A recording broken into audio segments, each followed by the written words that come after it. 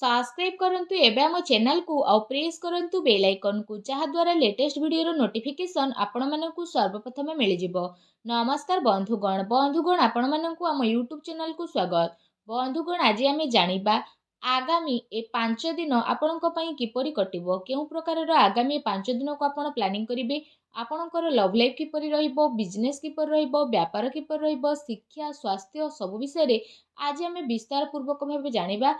तेणु भिडियो आग को आरंभ करने पूर्व आपन को रिक्वेस्ट, जदि आप चैनल नुआ करी चैनल को सब्सक्राइब करने सह पाखरे आसुवा बेल आइकन को क्लिक कर दिंतु। यह द्वारा जहाँ भी वीडियो आम आग को अपलोड करूँ तार नोटिफिकेशन आपण मानक सर्वप्रथम मिल जिवो।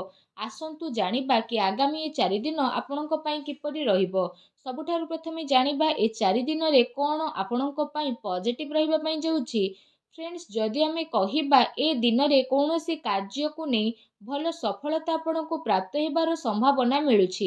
जदि आपण कौनसी प्रकारर कार्य योजना को विस्तार करने पई चेष्टा करूछंती किंबा कौनसी नुआ कार्यर आरंभ करने पई चाहुछंती तो सेथिरे आपनको भल सफलता मध्य प्राप्त हेबो। फ्रेंड्स, एहा सहित जदि कहिबा भूमि भवन वाहन आदि किणाकिणी पाई मध्य भल जोग मध्य बनुछि। वैज्ञानिक दृष्टिकोण तथा उन्नत भावना आपनको आगको बढ़ाइबारे सहायता प्रदान करिबो। बड़ लोकंकर सहयोग आशीर्वाद आपणक उपरे बनिकी रहइबो। फ्रेंड्स, एहा सहित जो समाचार को आपण प्राप्त करिबा पई काफी समय रु प्रयास करी आसुथुले तो सेही सबुरे आपणको सफलता अवश्य ही मिलिबो। केवल निजर कार्य को योजनाबद्ध उपाय रे करिबार आपणको आवश्यकता रहिछि।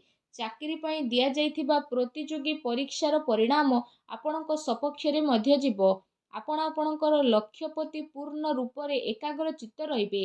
आपणको सफलता अवश्य ही ए दिन रे प्राप्त हेबो। ज्ञानवर्धन पुस्तक को पढ़िबारे निजर समय को व्यतीत करंतु।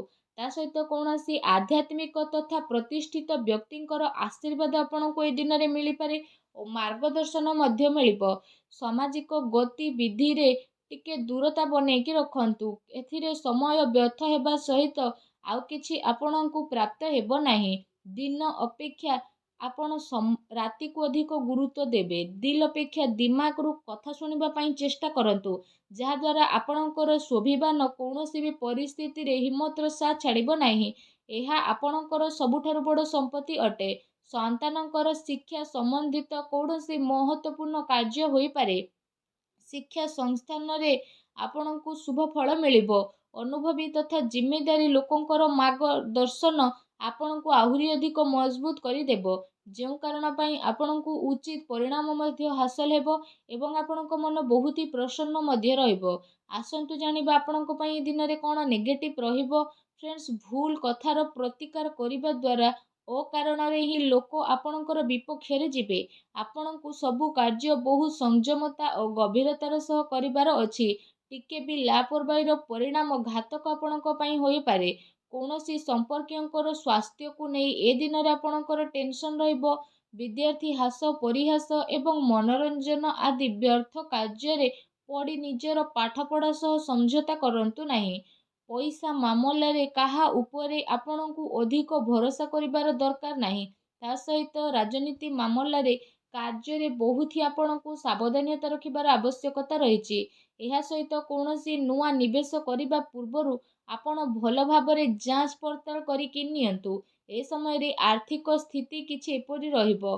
घरर बड़ लोक एवं वरिष्ठ सदस्यंकर स्वास्थ्यर आपणको विशेष रूप से ध्यान रखिबार आवश्यकता रहिछि। अजणा अपरिचित व्यक्तिंक द्वारा व्यवहार रे लेण देण रे आपणको सावधानता रखिबार अति आवश्यक रहिछि। खर्च उपरे आपण नियंत्रण रखंतु। एहा द्वारा आपणको आर्थिक व्यवस्था रे काफी समय पर्यंत सुधार आसीबो।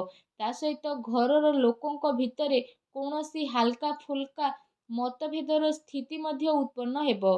कौनसी संपर्कियों संबंधित कौनसी अप्रिय समाचार आपणको विचलित मध्य करि पारे। एथिपाई आपणको धैर्य एवं संयमता बनेई रखिबार अति आवश्यकता रहिछि। फ्रेंड्स, आसंतु जानिबा आपणकर ए दिन रे लव लाइफ किपरि रहिबो।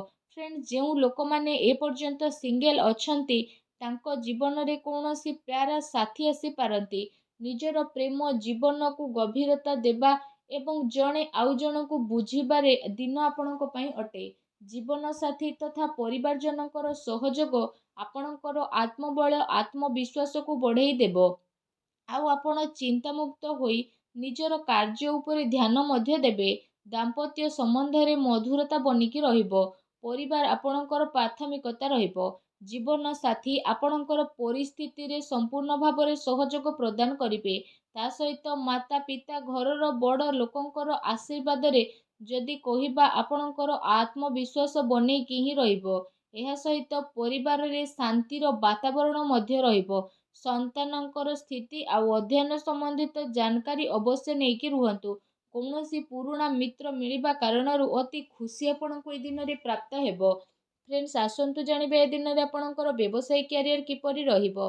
ଏ ଦିନରେ ଆକସ୍ମିକ ଧନ ଲାଭର ପ୍ରବଳ ଯୋଗ ବନୁଛି।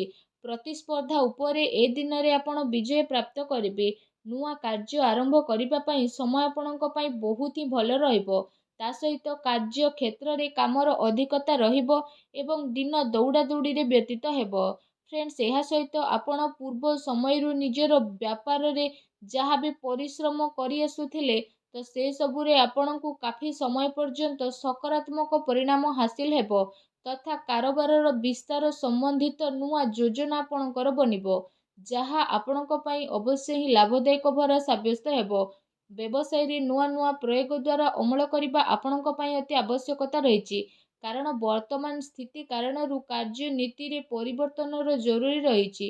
ଯଦି ଆପଣ ଭୂମି ଆଦି ଜିନିଷରେ ନିବେଶ କରିବାର ପ୍ରୋଗ୍ରାମ ବନଉଥାନ୍ତି ତ ଆପଣ ଏସବୁରେ ନିବେଶ କରିପାରିବେ। ଏ ସମୟ ଆପଣଙ୍କ ପାଇଁ କାଫି ଅନୁକୂଳ ଭରା ରହିବ, କାରଣ ଆଗକୁ ଯାଇ ଏହା ଆପଣଙ୍କୁ ବହୁତ ହି ଲାଭଦାୟକ ସିଦ୍ଧ ହେବ। ଫ୍ରେଣ୍ଡସ୍, ଆସନ୍ତୁ ଜାଣିବା ଏ ଦିନରେ ଆପଣଙ୍କର ସ୍ୱାସ୍ଥ୍ୟ କିପରି ରହିବ। ଫ୍ରେଣ୍ଡସ୍, ଏ ଦିନରେ ଆପଣ ଆପଣଙ୍କର ଶରୀରର କ୍ଷମତାକୁ ବନେଇ ରଖିବା ସହିତ ନିଜର ସବୁ କାର୍ଯ୍ୟକୁ ପୁରା ଶାରୀରିକ କ୍ଷମତାର ସହ କରିବାରେ ସଫଳ ହେବେ। ତା ସହିତ ଏ ଦିନରେ ଆପଣଙ୍କର ସ୍ୱାସ୍ଥ୍ୟ ବହୁତ ହି ଭଲ ରହିବ। ଆପଣ ନିଜକୁ ଚିନ୍ତା ମୁକ୍ତ ଏବଂ କାଫି ଊର୍ଜାବାନ ଅନୁଭବ କରିବେ। ତା ସହିତ ନିଜର ସ୍ୱାସ୍ଥ୍ୟକୁ ଆହୁରି ଅଧିକ ଭଲ ରଖିବା ପାଇଁ ଆପଣ ପ୍ରତ୍ୟେକ ଦିନ ଯୋଗ କରନ୍ତୁ, ବ୍ୟାୟାମ କରନ୍ତୁ ଏବଂ ସୁସ୍ଥ ରୁହନ୍ତୁ। ଫ୍ରେଣ୍ଡସ୍, ଆସନ୍ତୁ ଜାଣିବା ଏ ଦିନରେ ଆପଣଙ୍କ ପାଇଁ କ'ଣ ବିଶେଷ ଉପାୟ ରହିଛି। ଏ ଦିନରେ ଆପଣ ସ୍ନାନ ଆଦି କରିସାରିବା ପରେ ଭଗବାନ ସୂର୍ଯ୍ୟନାରାୟଣଙ୍କୁ ତମ୍ବାର ଢାଳରେ ଜଳାର୍ଘ୍ୟ ଅର୍ପଣ କରନ୍ତୁ। ଏହା ସହିତ ପକ୍ଷୀମାନଙ୍କୁ କିଛି ନା କିଛି ଖାଇବାକୁ ଦିଅନ୍ତୁ ଏବଂ ନିଜର ସାମର୍ଥ୍ୟ ଅନୁସାରେ ଗରିବ ଲୋକଙ୍କୁ କିଛି ନା କିଛି ଦାନ କରନ୍ତୁ। ଦେଖିବେ ଆପଣଙ୍କୁ ସଫଳତା ପ୍ରାପ୍ତ ହେବ ଏବଂ ଆପଣ ପାରୁଛନ୍ତି ଯେତେ ନିଜର କ୍ରୋଧ ଉପରେ ସବୁବେଳେ ନିୟନ୍ତ୍ରଣ ରଖିବା ପାଇଁ ଚେଷ୍ଟା କରନ୍ତୁ, ଯାହାଦ୍ୱାରା ଜୀବନର ପ୍ରତିଟି କ୍ଷେତ୍ରରେ ଆପଣଙ୍କୁ ସଫଳତା ନିହାତି ଭାବରେ ପ୍ରାପ୍ତ ହେବ। ଆଶା କରୁଛି ବନ୍ଧୁଗଣ ଆଜିର ଏହି ଛୋଟିଆ ଭିଡ଼ିଓଟି ଆପଣଙ୍କୁ ନିହାତି ଭଲ ଲାଗିଥିବ। ଯଦି ମୋର ଭିଡ଼ିଓ ଆପଣଙ୍କୁ ଭଲ ଲାଗିଥାଏ ତ ଭିଡ଼ିଓଟିକୁ ଲାଇକ୍ଟେ କରନ୍ତୁ। ଆଉ ଯଦି ଆପଣ ଚ୍ୟାନେଲରେ ନୂଆ ଆସିଛନ୍ତି ତ ଚ୍ୟାନେଲକୁ ସବସ୍କ୍ରାଇବ୍ କରିନେବା ସହ ପାଖରେ ଆସୁଥିବା ବେଲ୍ ଆଇକନ୍କୁ କ୍ଲିକ୍ କରନ୍ତୁ। ଧନ୍ୟବାଦ।